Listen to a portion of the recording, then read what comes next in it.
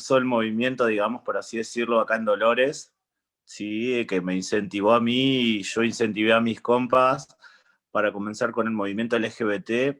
Y bueno, me gustaría empezar por una pregunta sencilla. Me gustaría saber por qué sos Sergia. ¿Por qué Bueno, decidiste autonomía Sergia? bueno, eso surgió por varias cosas. En realidad, el nombre que me eligieron cuando nací fue Sergio Tomás y el apellido y nada, por apodo al principio en realidad mis amigas me decían Sergia, pero en realidad yo creo que en ese intento era como, el objetivo era dar cuenta de todo un costado femenino en mí que la sociedad históricamente hace con nosotras las maricas y también hacía conmigo, que lo tapemos, que lo escondamos, porque es como lo femenino que no se puede mostrar de una. Y bueno, al principio eso era nada más que un apodo. Y bueno, y poco a poco me fui sintiendo más cómoda por varias cosas, digo. Primero porque mi apellido me vinculaba mucho a la institución familiar, que a las maricas es la institución que nos suele expulsar primero, digo, la violencia de mi papá y mi mamá por ser quien soy y un montón de cosas. Entonces el apellido de a poco lo dejé de usar. Y bueno, y quedó Sergio Tomás cuando terminé la escuela y en realidad no, ya estaba en la facultad, eh, y me sentía más cómoda con eso cuando me entregaban un parcial o cuando me pedían registrarme en algún lugar. Y después un día charlando con una amiga me dice, porque en realidad Sergio me habían puesto por mi papá. Y una amiga me dice, mirá qué loco cómo feminizaste la figura de tu papá de alguna manera, porque el Sergia de alguna manera también era como eso. Y sí, yo creo que tuvo que ver con muchas de esas cosas, la autopercepción así. Claro, porque en un momento viste que la sociedad en general es como que a veces como para burlarse de los gays, no nos agregan una, no es Sergia. A mí, por ejemplo, de chiquito me decían Cristiana, por ejemplo, cuando Claro. tenía actitudes femeninas. Y es como es como, sí, totalmente. Sí. Es un Bueno, poco y me gustaría reivindicar saber, eso, sí, sí, reivindicar y para que no sea una burla. autodefinirse, ¿no? Como autodefinirse como, sí, porque vos casualmente hablando ayer con un amigo me decía, a veces es difícil burlarse de ustedes porque entre hombres heterosexuales, ¿no? Machistas, además, es como te decís puto, puto, de una forma despectiva, ¿no? Y a mí me dicen puto y no me están, o sea, no lo siento como una burla, es mi sexualidad, o sea, me autodefino de esa manera, ¿no? Entonces Totalmente. me dice, no sé cómo bardearte, me dice. Era la idea.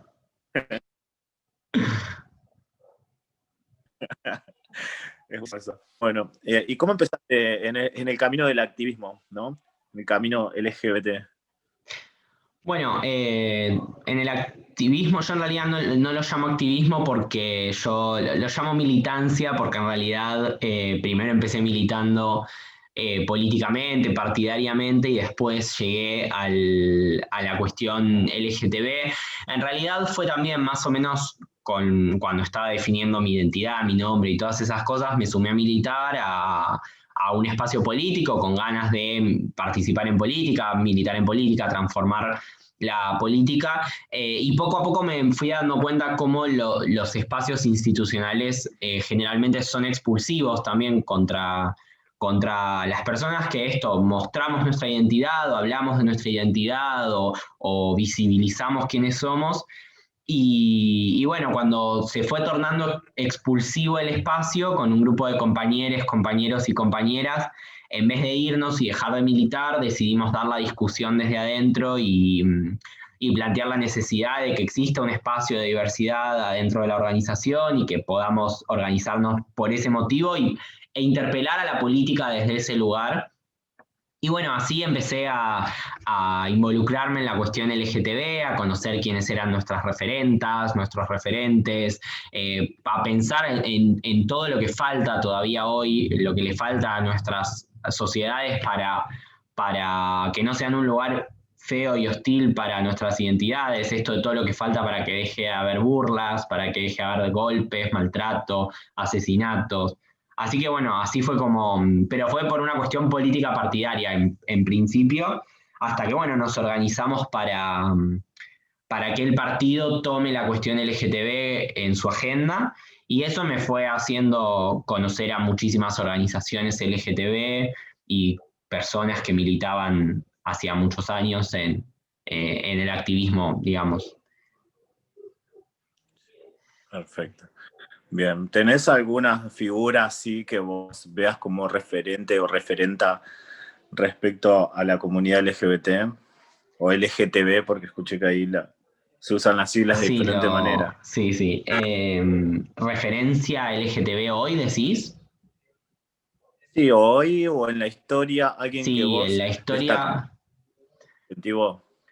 Sí, yo creo que cuando conocí por películas o por los libros la historia de Néstor Perlonger, que es un activista militante, en realidad militante de los 70, argentino, que nada, en su momento también como se planteaba todo el tiempo esta necesidad imagínate igual en el contexto de los 70, denunciaba a la sociedad lo ponía en estos términos, el deporte, hay en Argentina un deporte nacional que es el de agredir putos, o sea, denunciaba todas estas cosas ya en los 70, 80, y yo a Néstor Perlonger lo empecé a ubicar por volver en internet y por buscar cosas en internet del colectivo LGBT argentino, y yo creo que a partir de leer a Perlonger y ver películas y demás, lo mismo que a Lemebel, que es también un militante homosexual de Chile. Así que yo creo que ellas dos fueron como las primeras referencias. Y después, bueno, todas las que vamos conociendo, Diana Zacayán, Loana Berkins, Marlene Guayar, yo hoy siento a Marlene Guayar como una gran referenta. Y bueno, creo que son un montón de personas que lucharon un montón para que estemos hoy donde estamos y por todo lo que falta. Y sí, yo creo que ellos serían como referencias. Bien. A Pedro Lemebel tuve el gusto de conocerlo en el Teatro de Mar del Plata cuando estuvo en Argentina, ¡Qué que bien! estaba con todo en el cuello, que hablaba a través de un aparato que le Sí, permitía hablar, y la verdad que tiene unos escritos preciosos. sí, es Sí, sí. increíble. Es fantástico, la verdad, escucharlo hablar y las performances que hace y cómo escribe, la verdad que es muy recomendable. Bueno, y cambiando un poquito de tema, en la actualidad, ¿cómo ves el mundo LGTB, LGBT? ¿Qué es lo que te parece que hoy por hoy necesitamos en carácter de urgencia, sí, la comunidad?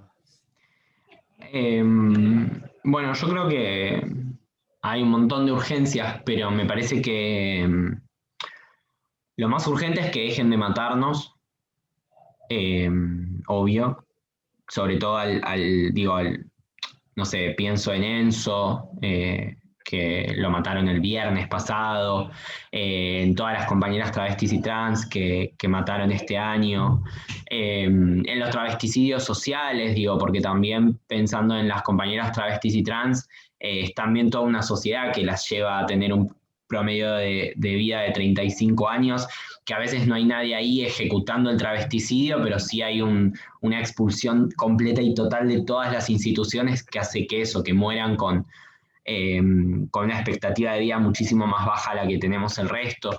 Los ataques de odio por ser lesbiana, gay, bisexual. Nada, eso creo que es lo más urgente, es de lo que no nos tenemos que olvidar, porque ahí me parece que entra lo segundo más urgente, que es, o en realidad lo primero más urgente, que es que estamos como muy individualizados, esa es mi sensación, como que si no hacemos el esfuerzo de organizarnos y entender que todavía hay muchísimo por lo que luchar, hay una sociedad que nos está convenciendo todo el tiempo de que ya está, que los avances legales están, las políticas públicas están, entonces hoy circulan un montón de discursos de no, bueno, ¿cómo que le pegaron un gay? Eso es algo del siglo pasado. No, ¿cómo que tal cosa? No, yo no tengo problema, mientras hagan lo que quieran de la puerta de su casa para adentro, digo, como todo ese sentido común me parece que nos juega muy en contra porque a veces es muy difícil hacer que un pibe gay, una piba lesbiana, una piba trans, como que se piense como colectivo, o sea, que reconozca esto que está pasando, pasa que al mismo tiempo no hay ningún medio de comunicación que visibilice los ataques de odio por orientación sexual e identidad de género, no hay manera de registrarlos todavía en el país, entonces digo, como es una realidad tan invisibilizada que me parece que entre eso y el neoliberalismo que hace esto de individualizarnos y no nos deja pensarnos como colectivo, me parece que ahí perdemos un montón como, como lesbianas, gays, bisexuales, travestis, trans. Eso creo que es tal vez lo más urgente para nosotros como colectivo. Poder organizarnos, o sea, organización hay, sí, ya la hay, pero podría haber muchísima más y yo creo que también las redes, si tejemos más redes, también va a ser más difícil que nos maten, porque cualquier persona LGTB que sufra violencia no lo va a naturalizar. Va a saber que hay una red con la que contar para recurrir, que está la línea 144, que hoy el Estado está de nuestro lado para un montón de políticas públicas, pero todo eso no lo sabés si por ejemplo, sos una persona trans que nunca tuvo una persona trans en su entorno o ninguna referencia trans en la televisión o no conoce a nadie trans, y entonces va al médico y el médico le dice que lo que tiene es una disforia de género que la tiene que tratar un psiquiatra. Digo, es como te recibe una institución médica súper hostil, con interpretaciones horribles, y eso pasa todavía hoy. Así que yo creo que lo más urgente es eso, es seguir organizándonos y visibilizándonos. Y eso diría. ¿Crees que hace falta educación con respecto a la sexualidad de las personas, no más hacer hincapié en la CESI? Totalmente. Totalmente. Es una... La educación sexual integral es todavía una deuda, no porque no sea ley o porque no sea política pública, sino porque hay muchísima resistencia. Hay muchísimas resistencias en la escuela, en las instituciones de la justicia, en la salud. Me parece que sí, que la ESI todo el tiempo, digo, nos organizamos y luchamos y peleamos porque sea una realidad efectiva, porque no lo es en la mayoría de las escuelas. Y también como romper esta idea de el colectivo LGTB como algo, como un sector de la sociedad. En realidad, digo, Como parte. somos parte, exacto, digo, y eso lo traigo ¿por qué? Porque en realidad la ESI enseña a que cualquier persona viva libremente su sexualidad, a que los varones cis heterosexuales dejen de ejercer un montón de violencias y que se den cuenta de que ellos también pueden disfrutar de darle un beso a otro pibe o un abrazo, o digo, como también es eso, es el desafío de que en realidad todos y todas somos un poquito LGTB también, si queremos. Digo que animémonos a eso porque hasta que sigamos siendo un sector otro dentro de la sociedad, o eso que pasa cada tanto, o eso invisibilizado que nunca se ve, vamos a seguir siendo el bicho raro. Y es como, dale, hay un montón de heterosexuales curiosos, no jodamos. Sí, no solamente heterosexuales curiosos, sino de personas que viven en libertad sexual y que está bueno que puedan disfrutar de esa libertad sexual, ¿no? Sin ser tildados de putes, putas o putos. Por ejemplo, en mi convocatoria acá por el tema del orgullo, ¿sí? que organizamos en conjunto con vos, con Cecilia, que me incentivaron, hubo muchísima gente heterosexual que se sumó, hasta había chicos que les costó por ahí sacarse la foto con la bandera LGBT en la mano, ¿sí? Pero hubo mucha convocatoria de gente heterosexual, ¿no? Que se acercó igual. Está bueno eso también, porque es como decís vos, somos parte de una misma sociedad, en realidad no somos una comunidad aparte. Eso Sí, está de bueno. última digo, esto de que se puedan sumar sin ser putos, putas, digo, más allá de eso, digo, que también digan, o sea, si soy puto, ¿qué? O sea, como ese es como me parece a donde tenemos que llegar y falta muchísimo. Pero sí, me parece que eso, la ESI es clave, un montón de políticas públicas y de cosas que pueden hacerse y de redes que se pueden activar. Esto, por ejemplo, este mes que estamos visibilizando que la violencia también es violencia de género contra nuestras identidades, porque se suele visibilizar como violencia hacia las mujeres nada más, y en realidad violencia de género, o sea, violencia patriarcal o machista, también es la violencia que hace que maten a una traba, o que le peguen a una marica, o que metan en cana a una torta, digo, como pensarlo así, digo, es un cambio de paradigma para pensar la violencia de género, pero también va hacia ese sentido de hacernos parte también de la lucha contra la violencia de género y otras luchas. Así que sí, totalmente. ¿Has vivido violencia vos? ¿Has sentido en algún momento que has sufrido violencia de género? Sí. Contarlo, ¿no? Sí, Contarlo hasta donde sí. vos quieras. Sí, digo, yo creo que ya desde el simple hecho de que ninguna institución en esta sociedad nos espera, gays, maricas, bisexuales, lesbianas, ninguna nos espera, digo, siempre la institución suele alarmarse cuando la transitamos. Pensando solo en eso, cualquiera de nosotros sufrió violencia de género, digo, ya sea simbólica, ya sea... pero en mi caso sí, yo sufrí violencia física, psicológica, económica, por parte de mi familia primero, que es como la primera institución que activa todas esas violencias. En la escuela también, eso que dicen, que se le dice bullying y que hay gente que dice que es normal entre chicos, en realidad es también violencia y tiene que ver con una violencia que reproducimos cuando somos chicos y que suele también afectar a nuestras identidades. Y después sí, ataque de odio. O sea, de hecho me tocó vivir uno que fue más o menos visible en la tele y en algunos medios, que fue en una pizzería en 2018.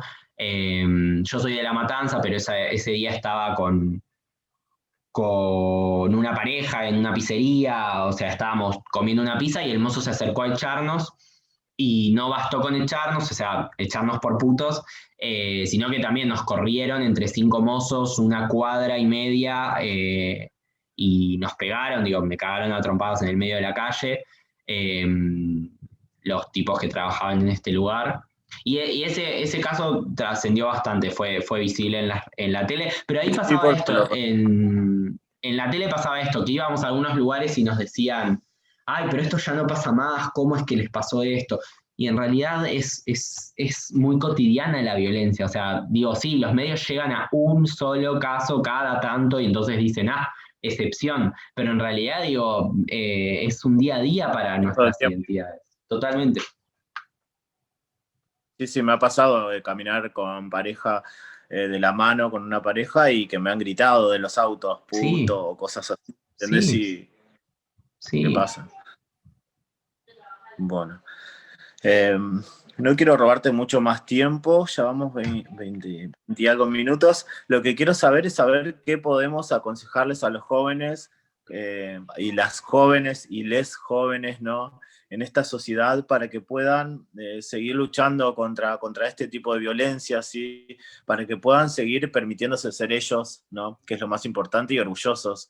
Y además me gustaría que me cuentes cómo viste este año la marcha, porque estamos en pandemia también y fue todo nuevo, ¿no? Hubo una marcha virtual del Sí, orgullo. sí, este año se extrañó muchísimo. Se extrañaron, porque no es una marcha, son varias marchas que suceden y yo creo que se extrañaron muchísimo, porque la mística de ir a la marcha todo el día y después salir y llegar al otro día a la madrugada a tu casa, digo, eso lo extrañamos un montón. Eh, pero bueno, nada, nos reinventamos y sí, hubo marcha virtual y además está habiendo iniciativas en todo el país. Hay actividades que van a durar todo el mes.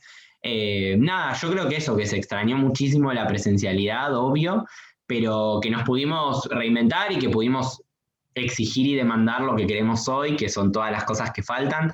Y para los pibes, como se me ocurre, no sé, esto de reforzar esto de que no estamos solos, que no estamos solas, que no estamos soles, que hay muchísimas organizaciones sosteniéndonos, que nuestra comunidad nos sostiene, que nos organicemos, pero porque tiene sentido organizarnos todavía hoy, que el viernes murió, mataron a Enzo y Enzo puede ser cualquiera de nosotros, nosotras y nosotros, digo, como eso sigue pasando y eso va a dejar de pasar en la medida de que seamos más visibles, estemos más organizados, difundamos y sepamos cuáles son las redes con las que contamos.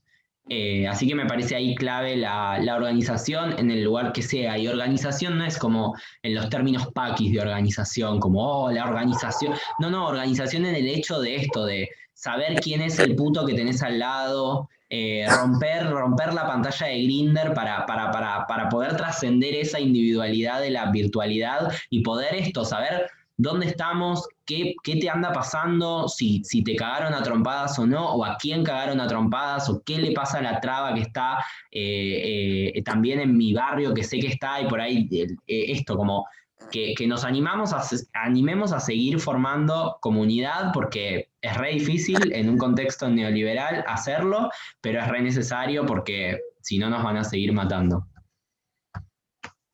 Bueno, me encantó eso. Así que bueno, quiero agradecerte por la entrevista. La verdad que siempre es un placer hablar con vos. ¿Sí?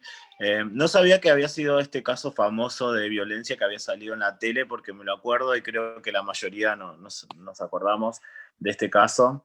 Y es cierto eso de que no es el único caso, que no es un caso aislado, que pasa todo el tiempo, todos los días, a veces con frases mínimas, a veces con golpes y otras veces con asesinatos. Y bueno, está bueno que podamos apoyarnos entre todos, entre todes, entre todas, como quieran llamarlo. Y bueno, Totalmente. muchísimas gracias. Y bueno, me encantó la entrevista, la verdad que un placer. Después me la... Dale, dale. No, gracias. Y bueno, y nada, seguimos en contacto. Dale, te voy a ir contando cómo va todo por acá y Dale. para que me des nuevas ideas. La verdad que va todo viento en popa, lo veo muy lindo todo el movimiento acá. Me alegro mucho. Bueno, compa. Chao. Buena semana. Chao.